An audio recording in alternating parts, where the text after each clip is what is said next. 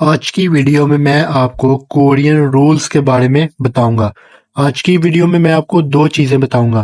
पहले नंबर पे मैं आपको कोरियन के कुछ रूल के बारे में बताऊंगा कि ये किस तरह से लिखी जाती है, क्या क्या इसके लिखने के रूल है। कंप्लीट पहले आपको 9 रूल बताऊंगा। उसके बाद मैं आपको आज की वीडियो में प्रेजेंट टेंस और उसके जो है ना यूज किस तरह कर सकते हैं, किस किस तरीके से यूज होगा, और उसके चंद जुमले भी बना के दिखाऊंगा।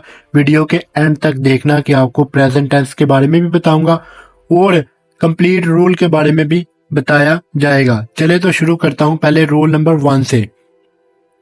रूल नंबर 1 है कोरियन जुबान हमेशा बाएं से दाएं और ऊपर से नीचे की तरफ लिखी जाती है। कोरियन जुबान हमेशा बाएं से दाएं और ऊपर से नीचे की तरफ लिखते हैं। आगे रूल नंबर 2, कोरियन जुबान का हर लफ्ज कॉन्सोनेंट से शुरू होता है। कोरियन जुबान कभी भी कोई भी लफ्ज वावल से शुरू नहीं होगा। अगर उसका कोई लफ्ज साउंड वावल से शुरू हो रहा होगा तो ईयोंग जो कॉन्सोनेंट है, जो कि पहले और दूसरे नंबर पे साइलेंट होता है, वो हमेशा रूल के तौर पे इस्तेमाल किया जाता है। अब तीसरा रूल, कोरियन जुबान का एक लफ्ज में कम से कम एक लफ्ज जो एक लफ्ज होता है कम से कम 2 हिस्सों का होता है और ज्यादा से ज्यादा 3 या 4 हिस्सों का हरूफ होता है। कोरियन जुबान में कम से कम 2 हरूफ का लफ्ज और ज्यादा से ज्यादा 3 या 4 हर लफ्जों का हरूफ होता है। आगे रूल नंबर 4, कोरियन जुबान के एक लफ्ज में सिर्फ एक ही वावल होता है। कोरियन जुबान के एक लफ्ज में सिर्फ एक वावल होता है और एक कॉन्सोनेंट होता है। एक कॉन्सोनेंट और एक वावल को मिला के एक लफ्ज बनता है। आगे 5वां रूल, कोरियन जुबान का कोई लफ्ज अगर वावल से शुरू हो रहा हो तो, जो कि मैंने आपको एक रूल बताया कि कोरियन जुबान कभी भी वावल से शुरू नहीं होती, हमेशा कॉन्सोनेंट से शुरू की जाती है। तो इधर रूल नंबर 5 में लिखा हुआ है कोरियन जुबान का कोई लफ्ज अगर वावल से शुरू हो रहा हो तो ईयोंग कॉन्सोनेंट, जो कि पहले और दूसरे नंबर पे साइलेंट होता है, लगाकर फार्मूले की पैरवाई करता है। मतलब कि ये एक रूल है, फार्मूला है जो कि ईयोंग साइलेंट होगा तो रूल इसका पूरा हो जाएगा कि ये वावल की आवाज निकालेगा लेकिन ये कॉन्सोनेंट से ही शुरू होगा। आगे रूल नंबर 6, कोरियन जुबान में खड़े वावल हमेशा स्टार्टिंग कॉन्सोनेंट के दाएं जानब और लेटे वावल्स हमेशा कॉन्सोनेंट के नीचे के लिखे जाते हैं। कोरियन जुबान में खड़े वावल हमेशा स्टार्टिंग के कॉन्सोनेंट के दाईं जानब और लेटे वावल्स हमेशा नीचे लिखे जाते हैं।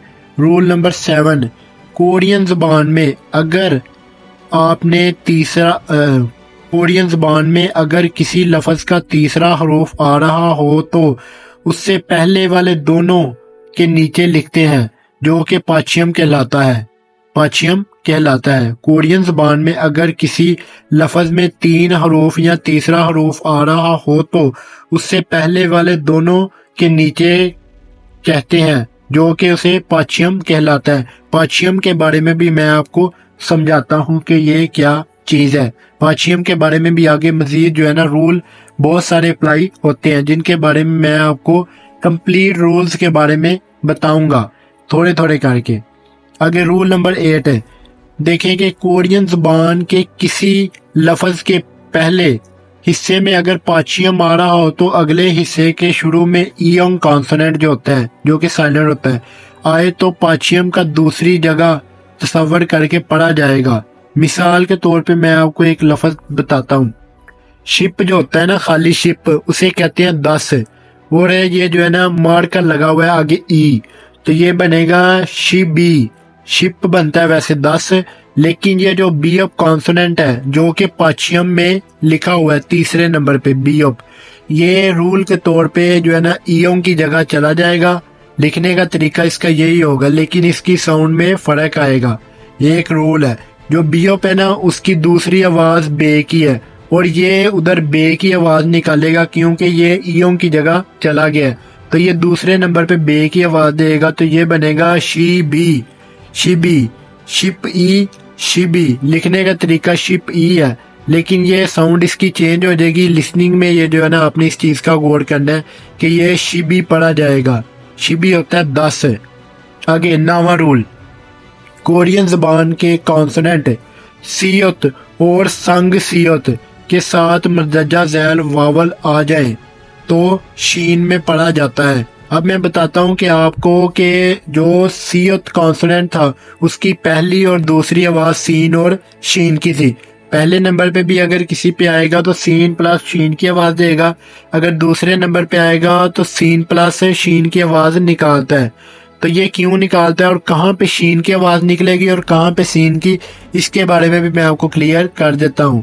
तो ये देखें कि सियोत प्लस शियोत है, तो ये जो है ना, ये जो नीचे वावल लिखे हुए हैं या, यो, यो, यू, ई, ये जो 5 वावल है ना, या, यो, यू, ई, इनके साथ शीन की आवाज निकलेगी, शा, शो, शो, शू, शी।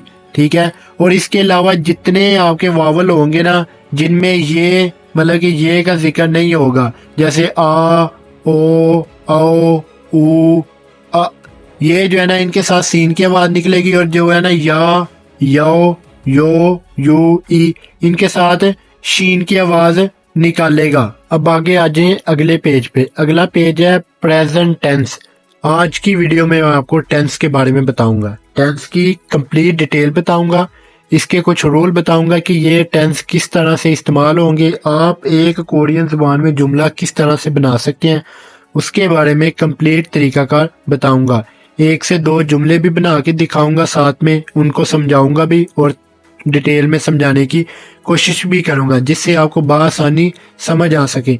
तो चले तो शुरू करते हैं। ये देखें कि ऊपर स्क्रीन पे लिखा हुआ है आ यो, उसके आगे यो, उसके आगे हे यो, उसके आगे आओ यो।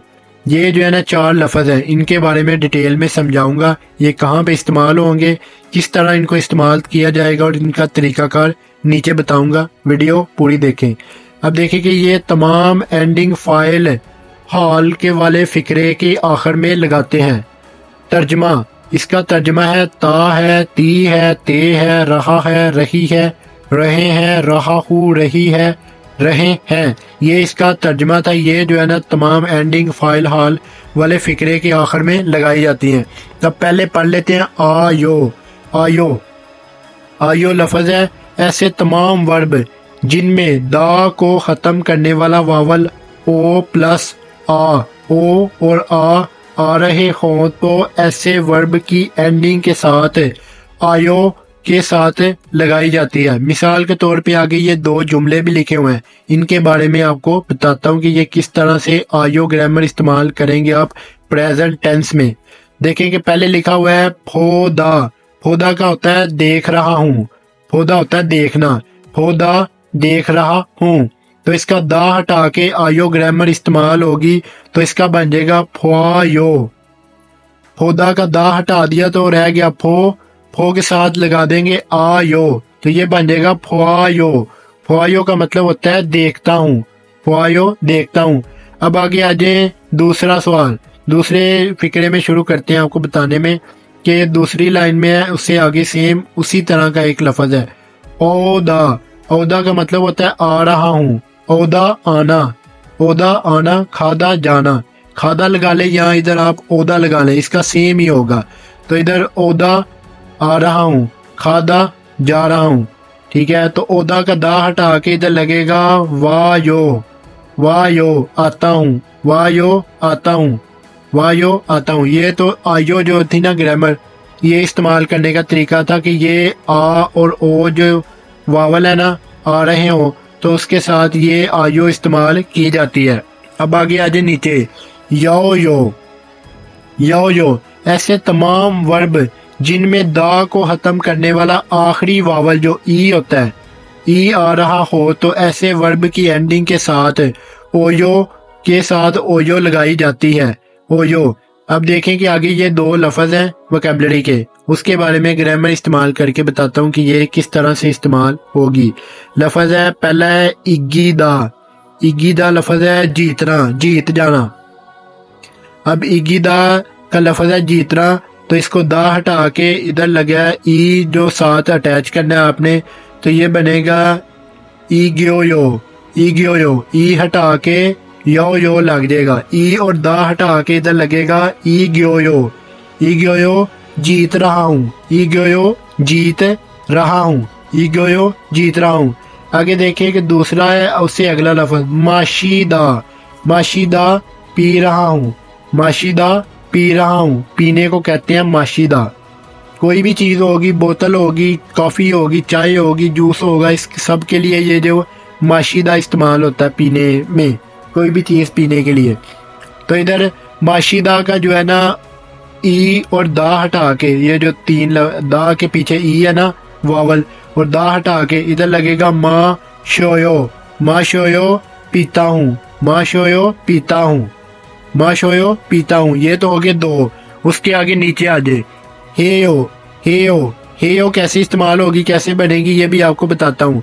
ऐसे तमाम वर्ब जिनमें दा को खत्म करके आखिरी वावल हा आ रहा हो, तो ऐसे वर्ब की एंडिंग पे जो है ना हेयो के साथ की जाएगी। हेयो में कन्वर्ट हो जाएगी, चेंज हो जाएगी। तो अक्सर कई लफ्जों पे आता है ना हादा लफ्ज बहुत ज्यादा इस्तेमाल होता है करना, तो इसके साथ हादा को जो है ना कन्वर्ट करके ये हेयो में चेंज हो जाती है। इधर है, देखें कि नीचे एक लफ्ज लिखा है खोंगबू हादा पढ़ाई कर रहा हूँ। खोंगबू हादा पढ़ाई करने को कहते हैं। खोंगबू हादा पढ़ाई कर रहा हूँ। तो इसको हम चेंज करेंगे प्रेजेंट टेंस में, तो इधर लगेगा हादा की जगह हेयो लग जाएगा। खोंगबू हेयो पढ़ाई करता हूँ। खोंगबू हेयो पढ़ाई करता हूँ। हादा से जो है ना हेयो में चेंज हो जाएगा। अब आगे आ जाए, एक और लफ्ज है इल्हादा। इल्हादा होता है काम कर रहा हूँ। इल होता है काम, हादा करना। इल्हादा काम कर रहा हूँ। इल्हादा काम कर रहा हूँ। और इल जो है ना लफ्ज लगा के आगे हादा हटा के हेयो लगा देंगे। इल हेयो काम करता हूँ। इल हेयो काम करता हूँ। इल हादा का हादा हटा के हेयो ग्रामर इस्तेमाल की जाएगी, तो ये बन जाएगा काम करता हूँ।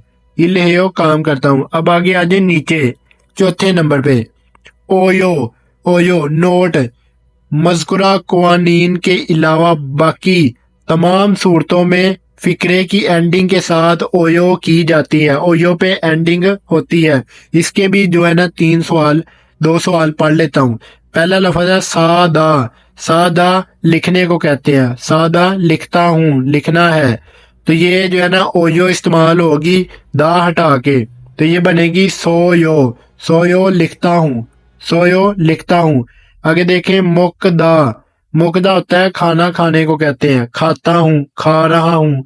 ठीक है, मुकदा खा रहा हूँ। तो ये जो है ना मोगोयो ओयो में चेंज हो जाएगी दा हटा के, तो ओयो में चेंज होगी, तो इधर लगेगा मोगोयो खाता हूँ। मोगोयो खाता हूँ।